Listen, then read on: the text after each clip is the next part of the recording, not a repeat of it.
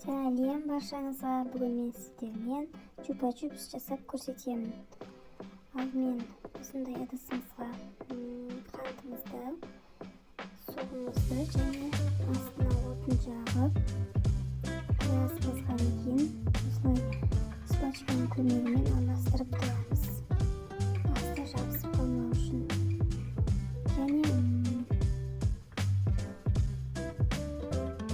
Және бізге осындай глюкозный сироп қажет болады.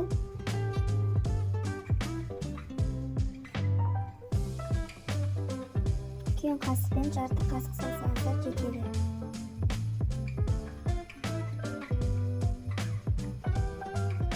Тұрақсылап араластырып, асты күйіп кетпеу керек, жиі араластырып алып, және өздеріңіздің қалаған түстеріңізді қоссаңыздар болады. Мен осындай қызыл түс 2 тамшы қостым.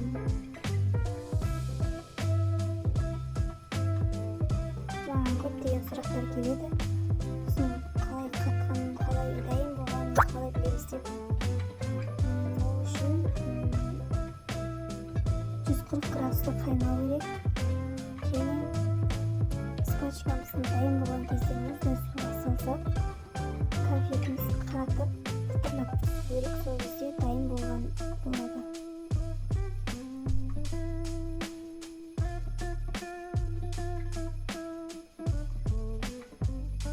Негізде дайын болған, уже қатқан конфетіміз пытырлап түсіп жатыр. Видеода көріп тұрғандарыңыздай. Енді бұны біз арнайы дайындап қойған осындай силикон көблектерге құямыз. Сіздерде бұндай форма болмаса, астындағы силикон көблекке құйсаңыздар да болады.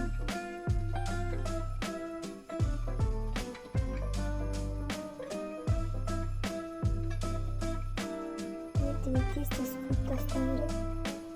Тез қатып қалады. Және бетіне пластик сепсеңіздер де болады. Сәндік үшін. Менде пассивка қалмапты. Көбінесе мен заказға істегенде пассивкаларды қолданып жүрмін.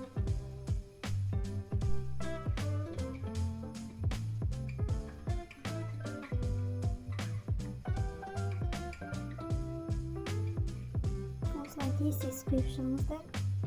Және де мені қарап тұрсаңыздар, уже біздің конфетіміз қойылып түскен. Және бұны газге бір мәрте отқа қойып алсаңыздар болады. Екінші мәрте қоюға уже жарамайды.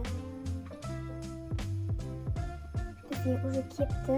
Бұны 5-10 минуттан артық тұруға болмайды. Бетін тез осындай целлофандармен, пленкамен жауып қоймасаңыздар, еріп басқаша түр бере бастайды.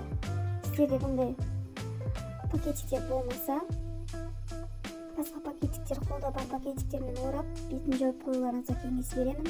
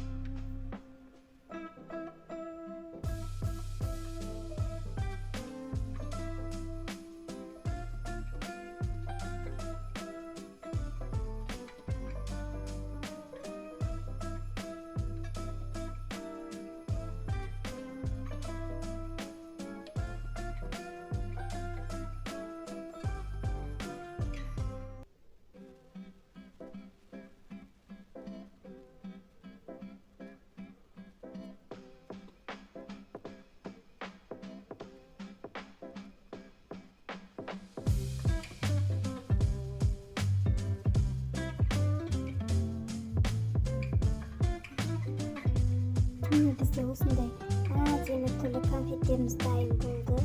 Назар салып соңына дейін қарағандарыңызға үлкен рахмет. Менің каналыма тіркеліп, басқа да қызық видеоларымды көріп шығасыздар деп кеңес беремін. Сіздермен болған